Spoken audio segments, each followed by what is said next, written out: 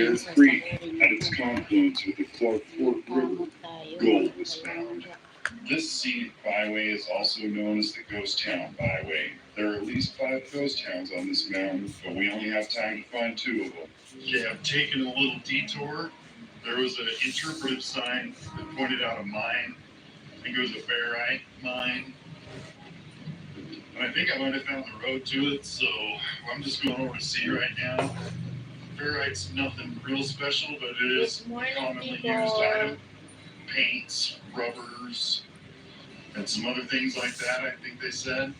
But it's another mine that's not existent anymore. Obviously, they found a better supply somewhere else. Yeah, well, I think I found it. I think this is the barite mine. They basically reclaimed this area, letting nature cover it back up. It's looking better, but it still definitely looks like a mine. You can see it across the valley from the sign. There's a fence down there. I think I want to go down there and see why there's a fence. So I couldn't exactly say why there's a fence here, other than they don't want you going in there and falling and getting hurt. But the fence is in poor condition. I just stepped over it. Yeah, this is a better look than mine. This is still a big old hole in the ground.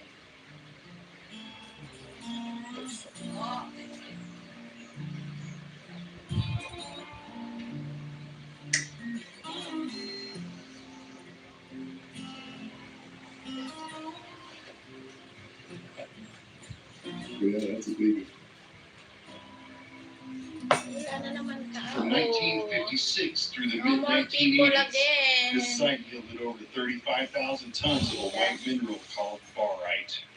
Trucks loaded with top-quality barite headed as far as Canada for processing.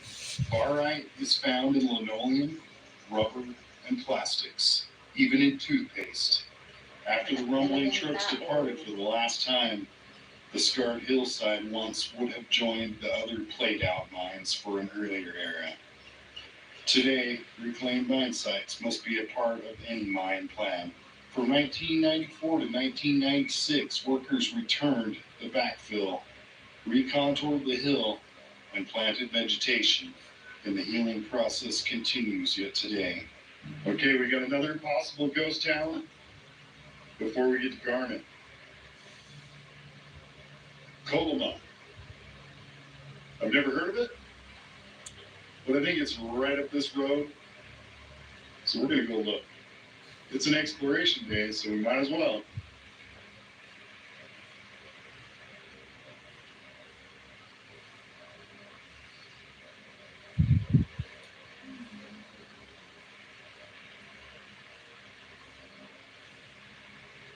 Nice, it is another little ghost town. I don't know anything about this one, so I'll have to do some research, and I'll narrate it in for you if I find something. There should be something. Colma, the mystery camp of the Garnet Mountains. The history of Colma is very mysterious. Surveys conducted lean to the mining beginning around 1896, and a little more in 1916. The surveyors concluded that these mines were unproductive. With all the mining records missing, they estimate that $200,000 of gold was taken from these mines. Most of the structures date back to the 1920s and 1930s by using the newspapers and mail catalogs stuffed in the walls for insulation as a clue. It is still very difficult to find any information about this mysterious mining town. Okay, this might have been a little mining town. Sort of looks like we got a mine shaft right here. Nearby residents claim they know nothing and refuse to answer any questions. We can only speculate 2 things. Either the failures are so embarrassing that no one wants to remember, or there is still gold to be found that no one wishes to expose. Or just a pit, you can't tell. It looks like there was an old shack right here, though. It's about crumbled away to nothing.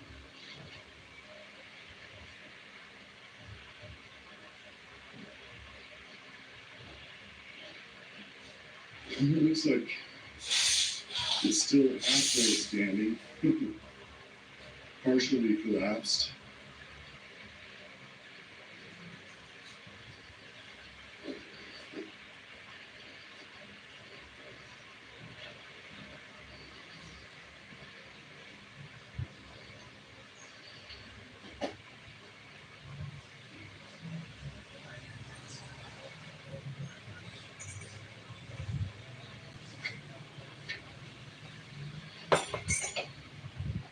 Pretty awesome. Still just out here hiding in the woods.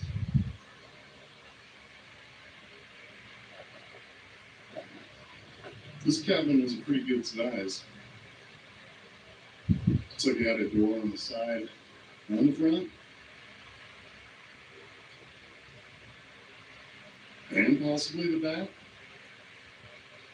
I see another structure down there. Let's see if we can get down there. Okay, we got another pretty good sized cabin.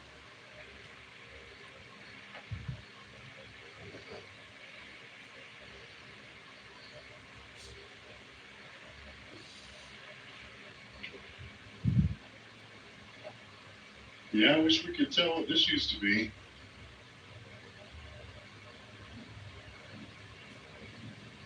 Looks like there's an old rock foundation under it.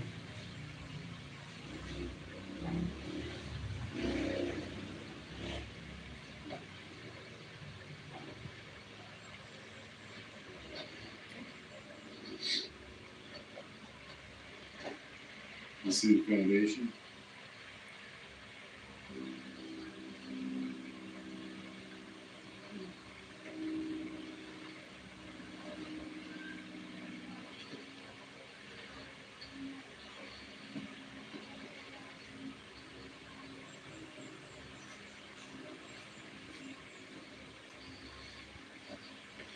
This was a pretty good sized building. It collapsed.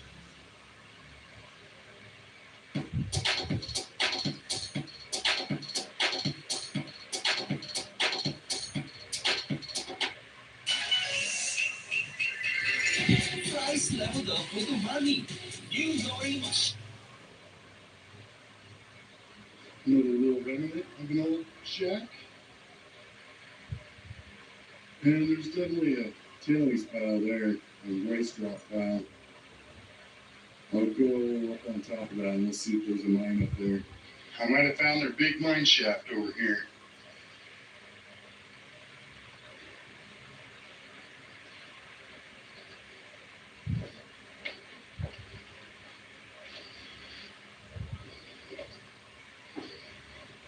Yep.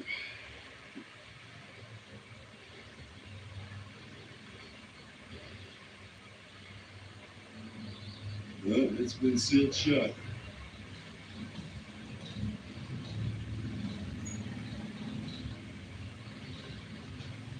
Either by Mother Nature or some dynamite. Well, here's a big cable. So this would have been their hoist cable, I would guess.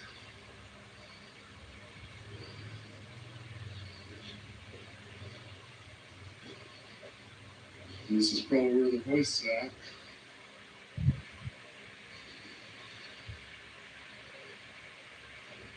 Cool. We got another one. Another big old cabin. Mostly collapsed.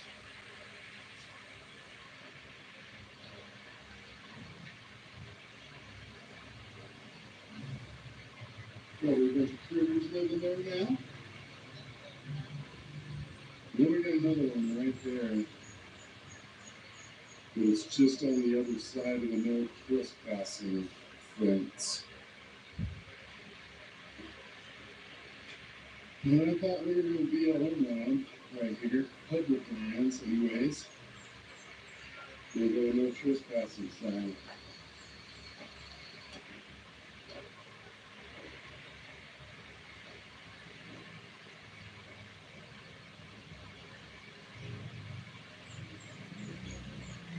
And that was another structure right behind the sign.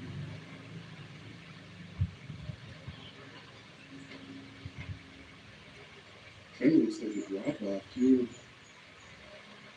Maybe the mine pit is right on the other side of this little tree line there.